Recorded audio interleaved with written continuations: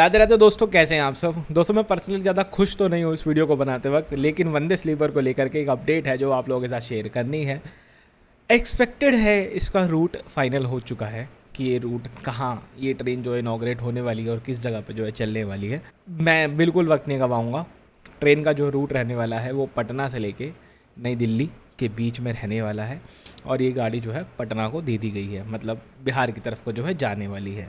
जाहिर सी बात है, हर इंसान एक ही बात कर रहा है कि ये पॉलिटिकली मोटिवेटेड रूट है, जस्ट बिकॉज गवर्नमेंट को भी इस टाइम बिहार के लोगों को खुश करना है, इसलिए ऐसा किया जा रहा है। लेकिन दोस्तों मेरे यहाँ पे कंसर्न बिहार को लेकर के या पटना को देने करके ये है कि क्या सच में उतनी पेट्रोनेज बटोर पाएगी, उतने पैसेंजर बटोर पाएगी वंदे स्लीपर पहली यहाँ पर इस रूट पर जाने के बाद कि वो हिट हो सके।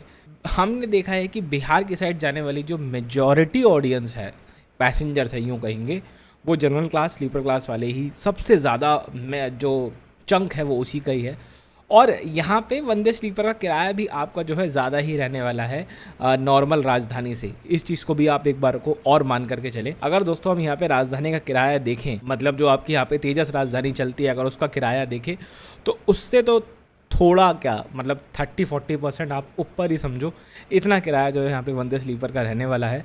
क्योंकि जब वंदे भारत एक्सप्रेस आई थी तब शताब्दी से ज़्यादा किराया उसका जो है रखा गया था और आज भी उसका किराया जो है शताब्दी से ज़्यादा ही है। आप ये मान करके चलिए कि सेम चीज़ आपको यहाँ पे जो है वंदे स्लीपर के साथ भी देखने को मिलेगी और सेम उसका किराया जो है यहाँ पे ज़्यादा ही है। मेरे को तो, मैं तो कहीं ना कहीं यही उम्मीद लगा के बैठा हुआ था कि कम से कम रेलवेज इतना तो ध्यान रखेगा कि पहली ट्रेन को वो कम से कम दिल्ली मुंबई सेक्शन पे डालेगा, जहाँ पे पैसेंजर्स की परचेजिंग पावर बहुत अच्छी है, जहाँ पे ट्रेन हिट होने के चांसेस बहुत ज़्यादा है और आपको वो अच्छा पैसेंजर जो है ला करके देगी। आप यहाँ पे जो पहली ट्रेन उतारोगे उस पर जब आप थोड़ा एक्स्ट्रा किराया चार्ज करोगे, जाहिर सी बात है करोगे ही करोगे, तो वो रूट आपको जो है वो डिज़ायरेबल बेनिफिट जो है ला करके देगा। तो अब पटना वाले रूट पे ये लोग लेकर के आ रहे हैं, लेट्स सी कि वो कितना ज़्यादा ओवर पावर कर पाता है, ट्रेन को भर पाता है। क्योंकि ऑलरेडी रूट के ऊपर जो है आपकी एक राजधानी चल रही है, डेडिकेटेड राजधानी चल रही है दिल्ली से पटना के बीच में, और वो भी इतनी कोई भयंकर पैक नहीं चलती है। उस ट्रेन में भी दोस्तों अगर आप वीकेंड वगैरह को साइड में रख दोगे तो आपको वो ट्रेनें भी जो है इतनी ज़्यादा भयंकर रेलवे पैक यहाँ पे जो है नहीं दिखेगी।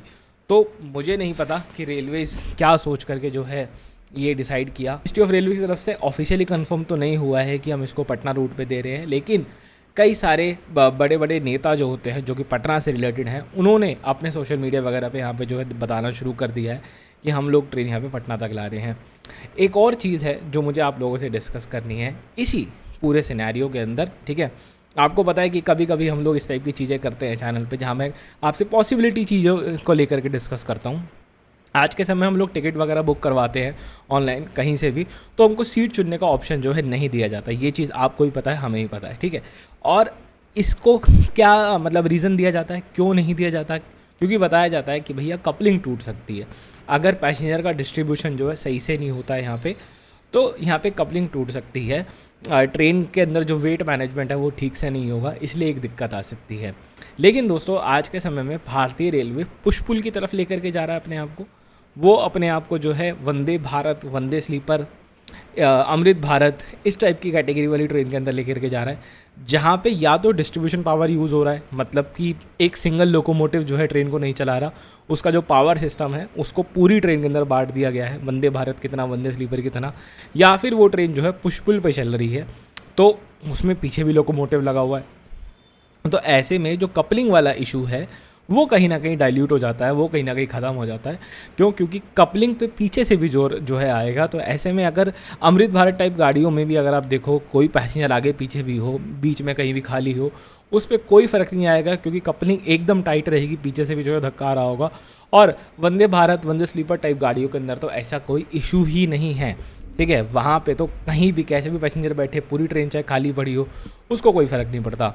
तो मेरे हिसाब से रेलवेज़ इस चीज़ पे आने वाले टाइम में विचार करेगा कि आपको बहुत ही जल्द प्रीमियम सेगमेंट की गाड़ियाँ, वंदे भारत टाइप गाड़ियाँ हो गई, अमृत भारत टाइप गाड़ियाँ हो गई, इनके अंदर आपको जो है अपनी पसंदीदा सीट चुनने का मौका जो है मिलना स्टार्ट होगा।